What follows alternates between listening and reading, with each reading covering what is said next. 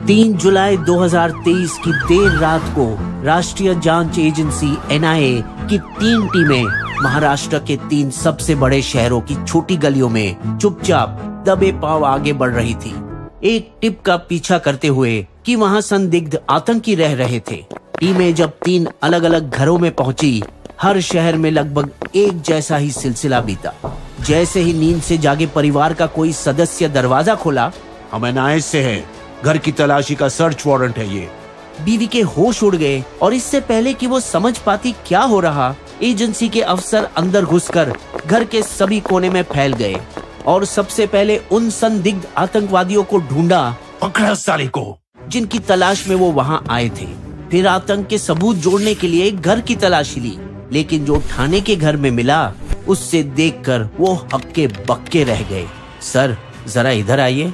Computer पर पाया गया आईसिस का DIY do it yourself kit, जिसमें बम और पिस्तौल जैसे छोटे हथियार बनाने की पूरी जानकारी थी। संदिग्ध था एक जुल्फिकार अली बड़ौदा वाला, जो एक इज्जतदार सॉफ्टवेयर इंजीनियर था एक बड़ी टेक कंपनी में 31 लाख की सालाना तनख्वाह पर, और बार बार कड़ी पूछताछ के बावजूद अपनी कहानी पर अड़ा रहा। कई बार बता चुका, मुझे नहीं पता ये सब कहां से आया। एक टेकी हूं मैं, ऐसा थोड़ी छोड़ूंगा जहां वो पाया जा सके। किसी और ने छिपाने के लिए डाला होगा। बाकी 2 संदिग्ध से भी कोई लीड ना मिलने पर जांच एक डेड एंड पर पहुंच गई, पर सिर्फ तब तक जब 2 हफ्ते बाद पुणे में एक असंबंधित वारदात हुई। 2 कांस्टेबल प्रदीप और अमोल रोजमर्रा रात की पेट्रोल ड्यूटी पर तैनात थे जब उनकी नजर पड़ी कुछ लोगों पर जो मोटरसाइकिलें चोरी करने की कोशिश में थे। पेट्रोल गाड़ी अपनी ओर आते देख चोर भागने लगे।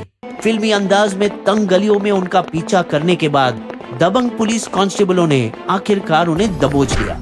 स्टेशन पर उन्हें लाकर वो रजिस्टर में नोटिंग करना शुरू किया, ये सोचकर कि वो छोटे मोटे चोर होंगे। बोल, तुझं नाव काय?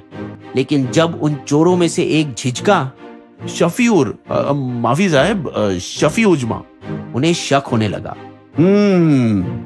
आधार कार्ड दाखव। लेकिन जब कांस्टेबल आधार पोर्टल से कार्ड मैच किया तो पाया कि नाम अलग थे। इतना हाई लेवल प्लानिंग सिर्फ बाइक चुराने वाले का काम नहीं हो सकता था।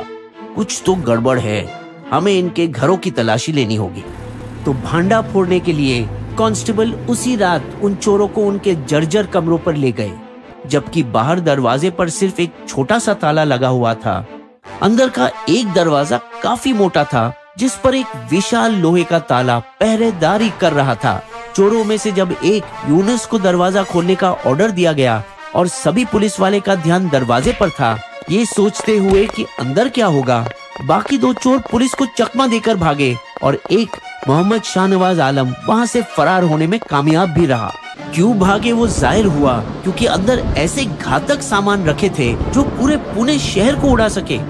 एक हाईटेक ड्रोन, देसी कट्टा पिस्टल, आईडी बम, केमिकल पाउडर, फर्जी आधार कार्ड, सिम कार्ड और फोन, और कई चोरी की गई बाइकों की चाबियां।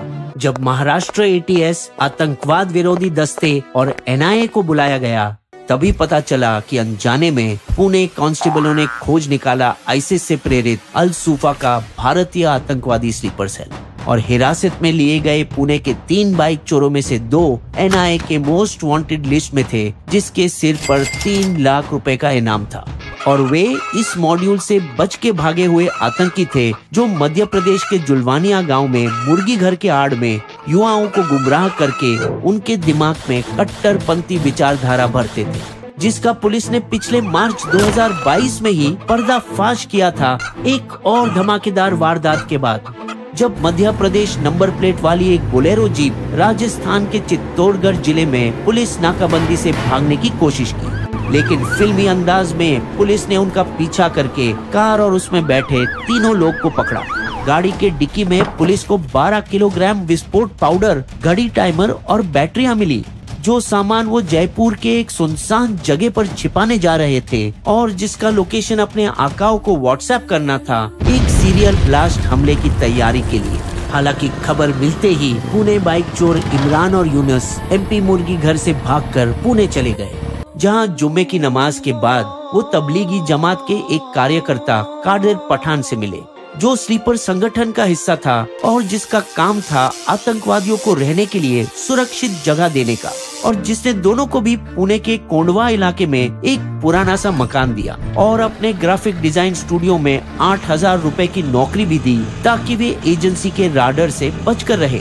यहाँ पर उन्होंने अपने वो नकली आधार कार्ड बनाए जिसकी मदद से उन्होंने प्रतिबंधित केमिकल खरीदे और अपने बातचीत के लिए कोडवर्ड से बुलाया सिरका, सल्फ्यूरिक एसिड को गुलाब जल, एसीटोन और सबसे नमकीन शरबत हाइड्रोजन पेरोक्साइड के लिए, जिसका इस्तेमाल उनके ठिकाने पर आईडी इम्प्रोवाइज्ड एक्सप्लोजिव बम बनाने के लिए किया। एक दस्तावेज से सीखकर जिसे रेसिपी का कोड नेम दिया था, वही आईडी डिजाइन पेपर जिसे पुलिस ने पंखे के अंदर से ढूंढ निकाला 2 महीने बाद उनके किराए के फ्लैट में। बाइक चुराने का भी एक खास मकसद था जो पुलिस को अब समझ आया, ये कि वो घर में बने बमों को टेस्टिंग के लिए कहीं दूर ले जाने के लिए इस्तेमाल करते थे। सैकड़ों किलोमीटर की दूरी तय करके वो पुणे, कोल्हापुर और सतारा के घने जंगलों में जाकर, जहां वो सबसे पहले ड्रोन के जरिए उस जगह की छानबीन करते थे कि निश्चित हो कि जगह सुनसान है, फिर अपने बम बनाने का हुनर को टेस्ट करते, एक खास उपकरण पर विस्फोट की नुकसान पहुंचाने की क्षमता नाप के। जब एटीएस के बम निरोधक दस्ते ने पुणे की कोंडवा की बोपट घाट घाटी की छानबीन की तो उन्हें अमोनियम नाइट्रेट और अन्य विस्फोटकों के निशान मिले। इस तरह से विभिन्न राज्यों में हुई 3 अलग अलग घटनाओं को जोड़कर महाराष्ट्र एटीएस ने इस साल अगस्त में केस को पूरी तरह से समझा। जब्त किए गए लैपटॉप से मिले मुमकिन निशानों की तस्वीरों में मुंबई के कुलाबा का चाबड़ हाउस की तस्वीर भी शामिल थी, जो 2008 के मुंबई आतंकवादी हमलों में एक टारगेट था। ये संकेत देता है कि ये बार वो शायद 26/11 मुंबई हमले से भी एक बड़ी साजिश रचा रहे थे, लेकिन वो अब तक उस व्यक्ति की पहचान नहीं कर पाए जिसने आईडी रेसिपी दी, बम बनाना सिखाया और ऑपरेशन के लिए पैसे जुगाड़ा। एटीएस इस पूरे ऑपरेशन का मास्टरमाइंड तभी पता लगा पाया जब सभी के कॉल रिकॉर्ड की जांच पूरी हुई और इनमें एक कॉमन फोन नंबर मिला जिससे सभी जुड़े हुए थे, और वो कोई और नहीं बल्कि टेकी जुल्फिकार अली बरोड़ा वाला था, जिसे एनआईए ने सुबह सुबह वाली रेड में पकड़ा था। ऐसा माना जाता है कि बरोड़ा वाला ने महाराष्ट्र के रत्नागिरी के एक बचौलिए के जरिए पुणे में कादिर को पैसे पहुंचाया, जिसने फिर बाकी फुट गुर्गों में बांटा, जिसमें थे फरार तीसरा बाइक चोर जिसकी पहचान की गई मोहम्मद शाहनवाज आलम और 3 अन्य आतंकवादी। इसीलिए एनआईए सभी के तस्वीरें जारी की और उनकी गिरफ्तारी के लिए सूचना देने वाले को 3 लाख रुपए का इनाम देने की पेशकश की। उत्तर भारत में 200 से भी ज्यादा जगहों पर छापे मारे गए, जिससे कई गिरफ्तारियां हुई और आतंकियों के स्लीपर सेल पर जानकारी का बड़ा खजाना हाथ लगा। फिर भी 2 महीने लग गए, जबकि दिल्ली पुलिस का स्पेशल सेल ने आलम को पकड़ा एक छोटी सी झड़प के बाद अक्टूबर की शुरुआत में उनके दिल्ली के ठिकाने से।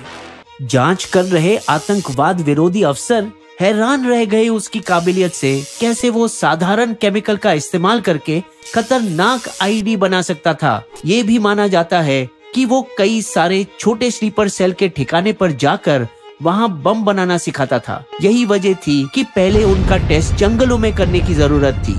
आशंका है कि आलम का आका फरातुल्ला गौरी और उसका दामाद है, जो 2002 अक्षरधाम मंदिर और Hyderabad task force office blast के बाद फरार हुए थे। ऐसा माना जाता है कि वो आईएसआई के संरक्षण में पाकिस्तान में रहता है, जहां से वो नफरत भरे भाषण द्वारा युवाओं को आतंकवाद के लिए ऑनलाइन भर्ती करता है।